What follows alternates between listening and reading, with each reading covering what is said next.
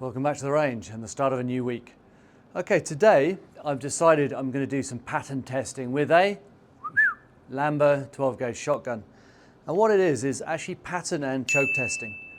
And I've always been interested to find out when you take the different chokes, what the actual spread is. And we're going to try that at 20 yards on different target cards and see actually what spread we get with a 7.5 shot size, 28 gram clay round.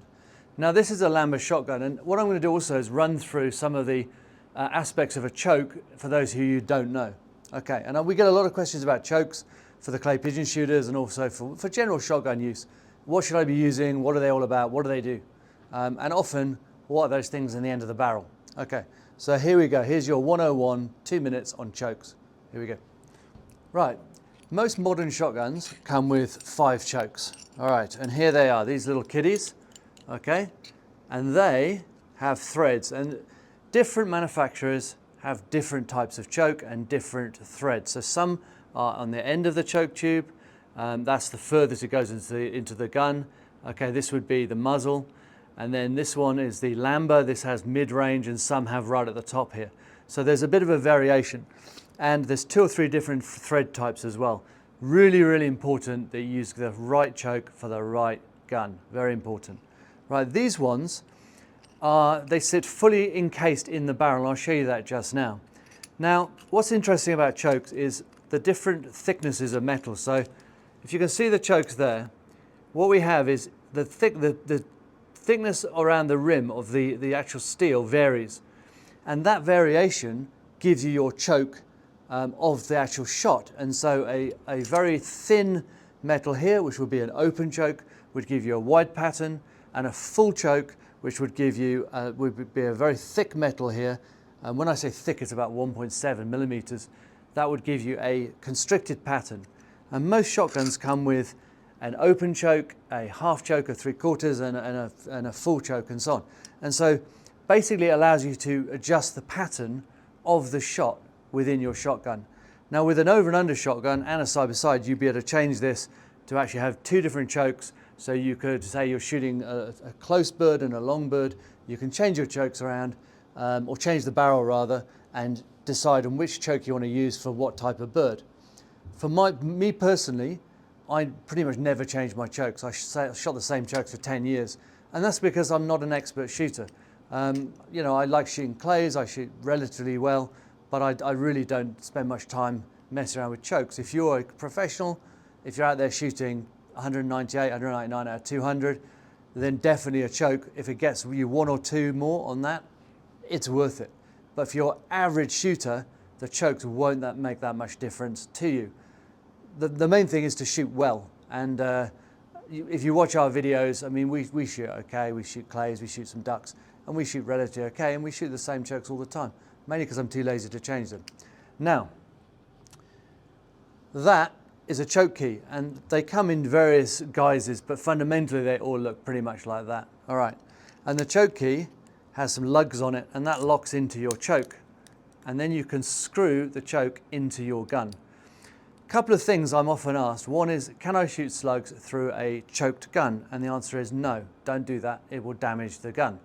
The other thing we get asked is, can I use the gun without the chokes? And again, the answer is no. Because within the barrel of the gun, there are the threads, so you can screw that in, and if you fire it without one of these in, without the choke, the shot will actually damage the threads, and then you'll never get it in, and it becomes actually a hazard. So I'm going to show you how to put these chokes in. This gun at the moment, I've taken them all out, so it doesn't have any in at all. It's something that when you take your gun out of the cupboard or out of the bag or whatever, there's a number of ways of checking that. Well, obviously, visually you can see, but what I always do is I take my finger and I just push my finger in and I make sure the choke is tight. What you can also do is that with a choke key. Okay. What you'll find is when the gun gets used, it heats up, it cools down, it heats up, it cools down, and the chokes actually do become loose. And so it is worth checking them. Right. The other thing about chokes, again, is on the rim of the choke here, there's a little mark, 1, 2, 3, 4, 5, and the marks tell you what type of choke it is. Now, different manufacturers have different designations.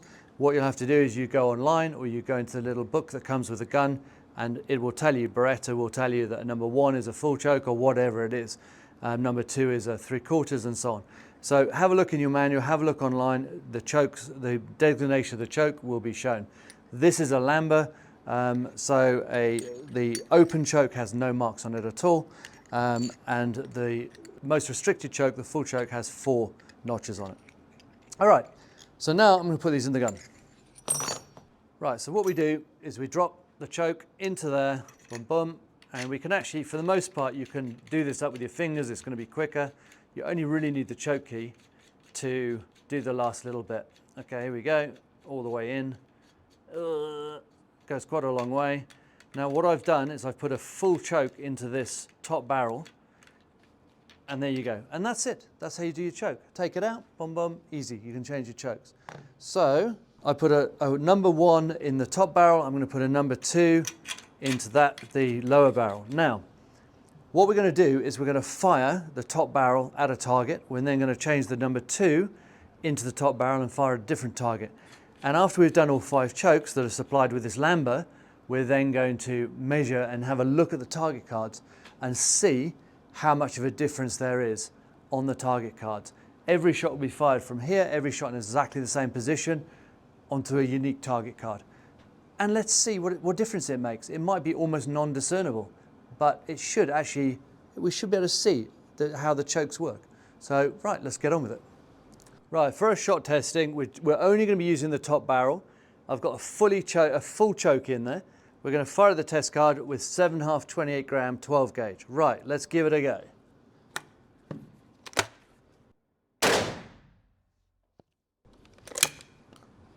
So that's 1 shot at the middle of the target card. Right, we're now going to put another target card out, and we're going to change up, and we're going to go less and less constricted until we're on a full and open choke. Then we'll measure the targets. Right, so we just did the full choke, and now we're going to try a 3/4 choke.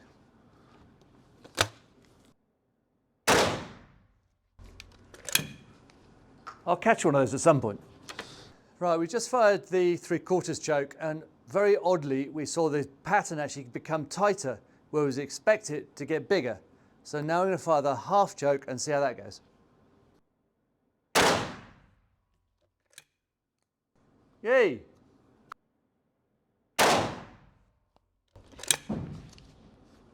Just. Right, I've put the last of these chokes in. This is an open choke, and I think you're going to be really surprised at the pattern on these different chokes, and we'll discuss why they are what they are. Right, here we go.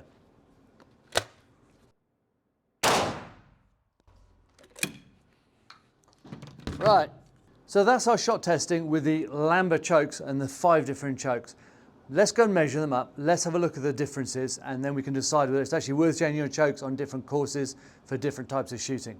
Okay, need a tape measure, and let's go and have a look. Right, so here's our choke patterns. Now, don't be fooled by this little white card.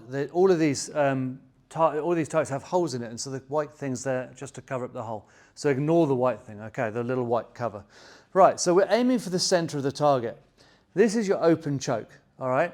And you can see here, there's a couple of rounds outside, but these are really the outliers. What we've done is we've drawn a circle around the majority of the sort of concentration of the shot. And I think this is really interesting, and it's not really what we expected, to a degree, but here we go. So there's your open, there's your quarter choke, which I would have expected to have a smaller pattern than your open choke, but it doesn't. It's all over the show, this quarter choke. It's really throwing them out. And what's really interesting about this, if you were shooting clay pigeons at, let's say, right here with 20 yards, but say 30 yards, there, all of that would result in that clay, the shot pattern passing over the clay and actually not hitting it, even though you're actually on target. If we come to the half is very concentrated. You can see that's probably where the wadding went through. Very concentrated, a couple of little outliers, not much, but there's your half. And then getting smaller while 3/4 choke, much, much smaller. So imagine the difference. You can say between 3/4 and say 1/4, massive difference. But the problem is, if you were shooting clays with say 1/4, you might get one to hit it, you might get a couple. The chance of the clay going through that shot pattern is relatively high.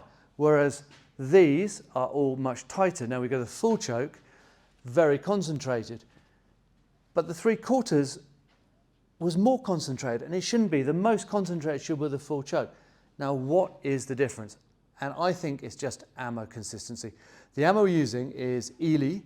It's Eley Club, 28 gram, 7.5. And it's not a super quality ammo. It's perfectly good. Eley make great ammo, but it's not like a super expensive ammo where you're going to get this amazing shot pattern as some of the manufacturers do. And also Eley make a much higher cost target, a much sort of better quality round, which you'll get a better consistency of pattern on. But you see, if you were shooting clays there, that clay ain't going to go through that when you hit it. So very, very interesting. We'll pan the whole lot. There's our shot patterns. It's not what we expected at all. We would have expected the 3/4 to be looser than the full to be the tightest. But the 3/4 was the tightest. What really is interesting to me is the jump from half to 1/4. Look at the difference in size between these two. So if you were shooting close clay, then these would be worth doing. Now, I said earlier, I never changed my chokes, ever. I shot for 10 years clays and never changed my chokes. But what I'm going to do is I'm going to actually try. So see if I can get the elusive 25. We saw in the video the other day, we did get a 24 in Mazabuka. Now we're going to try and go out, change the choke and see if we can get the elusive 25. Right, that's the 12 gauge, the different chokes and the different size of the shot pattern. And you can see it's not a exact science. It's not like you're getting this circle that is simply opening up with different chokes. There is quite a lot of variation in it, and that's because the ammunition has variables in it. This is not super high quality ammo. It's Eley Club Select. It's a good ammo, but it's not a super high quality ammo that's going to give you an amazing pattern. So it does show you, but if you put in what we call a full choke, you will see that the pattern's very small and open choke bigger, and the variations in between, pretty much. All right, what we're going to do now is we're actually going to take a 410 cartridge, a 410 there, and we're going to take a 20 gauge there, and we're going to fire these at a target card, and we can then see what difference in shot pattern we get, again at 20 yards with the same size ammo. So right, we'll give that a go, and we'll compare the shot size or the pattern, the size of the pattern to one of the 12 gauge shot patterns. Let's see how it is. Right, I've got a little Beretta 686 20 gauge here. There's our 20 gauge round. Beretta, just lovely, lovely little 20 gauges. I really like 20 gauge. I was shooting recently at a competition, and the guy with the 20 gauge actually beat everyone with a 12 gauge. So it's a very capable weapon, this. The choke we got in here, it's an open choke, okay? And we're going to fire the top barrel like we did with the 12 gauge and see what our shot pattern does. Right. On the Beretta, if it's on 1, it's lower barrel, and 2 is on top barrel. I have to get that right. Right, here we go. Whee! Missed it. Right. So that's our 20 gauge. Let's go and measure that. Right, so this is our 410. This is a Koffs Game youth gun. For those familiar with a 410, you see this one's got a very short reach on it, like that. I have to tuck it right into my shoulder. I've shot pigeons with these. It's bloody impossible. Very difficult to shoot anything with it, really. But great fun, good for snakes, good for, for controlling rats, or, if you're a really good shot with fast pigeons. But let me tell you, it's a challenge to shoot this accurately.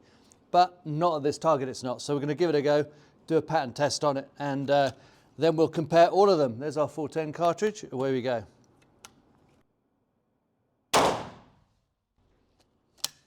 Woohoo! Okay, my glasses were steaming up then. Couldn't see a damn thing. Okay, right, we're now going to go and compare all of our target cards and see what the spread's like. Right, so this is our 12 gauge. This is what I would call an open choke. I think America's got a cylinder.